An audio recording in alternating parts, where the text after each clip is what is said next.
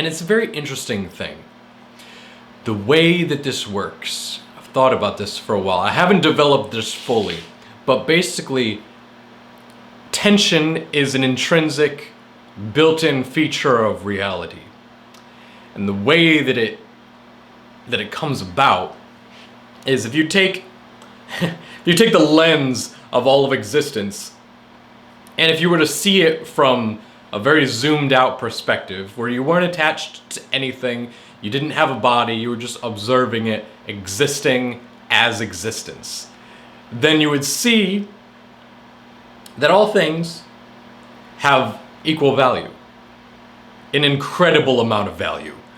And so what the mind does is it takes these things, and like a computer, it kind of equalizes the value, but then it, by dividing reality and making divisions where it would seem like it would obviously be a division, where one person is obviously different than another, or this object is obviously different than this other thing, than another object, or ideas different than other ideas. It would seem that these divisions are so obvious, but in truth they're the same thing: consciousness, existence. And by making these divisions and making connections between these divisions, it divides up value. One thing becomes more valuable than another thing because it serves the mind as this sort of body-brain system. And because of this, it kind of focuses your attention on one thing, whether that be your next meal, your next whatever it is, advancement in a video game, or the next level in your business. Your mind is being pointed in these directions. Whatever it is. So the question becomes, why are you thinking the thing that you're thinking? And so if you can ask that question, it's such an obvious question too, but if you can ask that question, you realize how human you are. You realize where it's coming from, because you can continue to ask why. You always get to the same point, well, generally, that it's for your survival, or if you don't, you'll die. Or you just really value it. And so from that point, you can let go of it. Because ultimately you will have to let go of your own life when you die. And the mind, what it does is it has all of these attachments. It attaches itself to reality and divides and attaches value to reality. And when I say value to reality, reality is incredibly valuable. It attaches variances and value designed to manipulate your attention to the will of the brain-body system and to the will of the animal in you. But there is something more in you. There is your spiritual will. That if you can access this and you can really choose the things that you pay attention to, that you're going to have an incredible experience. You're going to be able to do the things that you want to do, the things that you really want to do, not just the things that your pet human wants to do, but the things that you actually want to do. And you can explore, and you can make things, you can be a pioneer in your field, you can develop something incredible, you can share with other people, you can connect with other people. I'm also going to go into depth about how you can connect with other people in every iteration and development that I could think of. But that's going to be another video separate from this understanding absolute truth. So, in terms of understanding absolute truth, context is so important. And so we really need to I want to have you understand this idea of context. Now, there are other videos on the internet about this. You can look at Leo Gura's video on contextualization that will help you understand this. The context of a thing is the invisible images and sounds that surround that thing. What I mean by this is, if you were to take a simple meal, if you weren't a human and you looked at it from a zoomed out perspective, it would just be some random thing. Or maybe it would just be reality. But as a human, you say, well, I could eat this meal, assuming that it's a good meal. But you could also, if you had an invisible picture in your mind, that would be the context, that you knew or somebody told you that the cook who made this spit in the food, it would change the way that you see the food. Or if you were very hungry, which would be an invisible picture because you can't see that, but you could directly experience it. It's something outside of that, of the thing itself. It is the context that surrounds it. Or if you were to see other people really wanted this. Say 10,000 people really wanted this and they were standing right outside the door. It would change the way that you see the food. And so all these different things, and there's so many ways that you could go about this. Because you could say that nobody spat in the food and the ingredients were meticulously harvested with no antibiotics, no hormones, no pesticides. The water that they used was very, very clear and clean, came from a very deep well with incredible minerals and no microplastics. Everything is glass, everything is really nice, fine china, and a nice restaurant. Like it adds to the picture that you have of this thing. And so it's this idea that more things that you add on change the variance, they change the valence of the thing. They change the value of it. And this is this idea of context. So the question becomes, if you were looking at the ultimate truth of reality, what is the true context of our lives? What is it? And so many people will think that, well, they will look at it through the context of religion.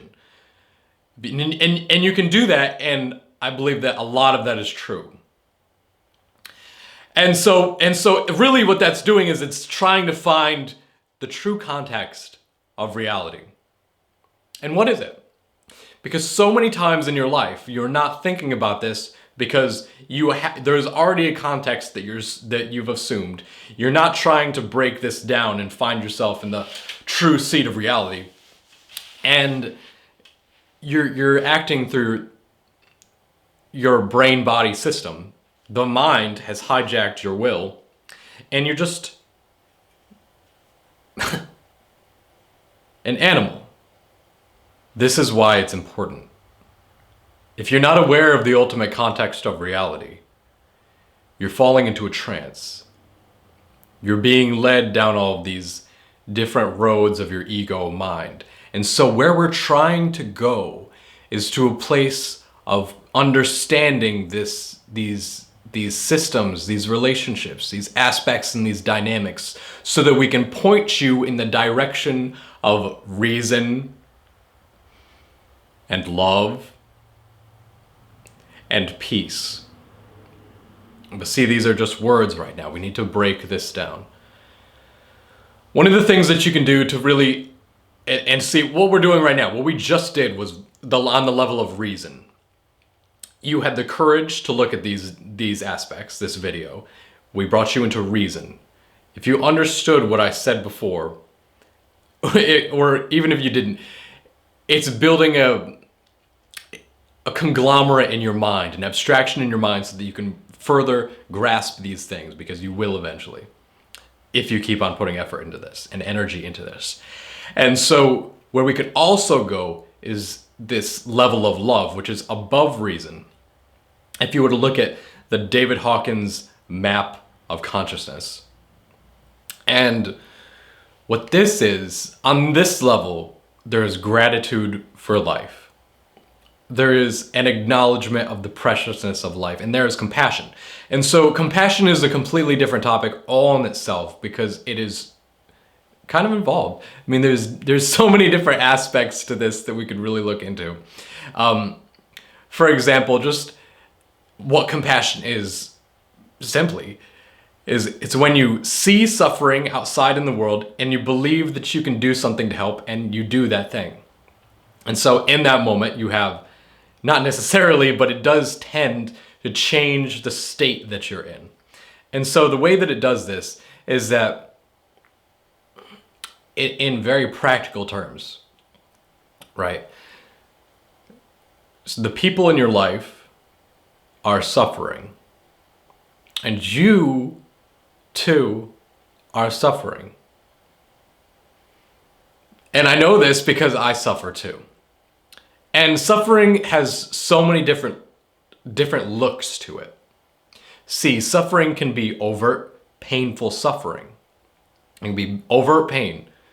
You have hurt yourself. You cut yourself in some way, or there's some looming thing that you fear. Although that's more the typical a definition of suffering. There's pain and suffering, right? They're a little bit different. Suffering is of the mind, pain is of the physical dimension. And so both of these kind of put together, I'd label over as suffering, because technically it's all of the mind. And then you have this intrinsic knowing that it is painful. And it seems crazy that I'm like smiling when I say this, because it sucks, right? But it's this higher level where you see the pain, you see the suffering, you see the apathy, which is it hurts so much that I've decided to not feel anything. And you can have a goodwill, a compassion, a kind holding of this pain. And this is what compassion is. And so this, combined with gratitude for your situation, with gratitude for being able to just breathe clean air and not be sick, and all of the different things that I'm sure you could think about this for a while, but this will help put you in a state of love and kindness. And it will, see, kindness and love is a higher context of reality. If you can find yourself in these, if you can zoom yourself out of your animal instinct and hold these larger contexts of reason and love, these larger systems that will direct your attention into things that you normally wouldn't put your attention into. That is to say, don't get stuck in any one system. But if you're ever able to direct the system as a whole, it gives you greater movement, greater options, greater control over reality. Even though that's ultimately not what you need. See, it's a complicated thing. All of these systems, all of these words, but ultimately, if you're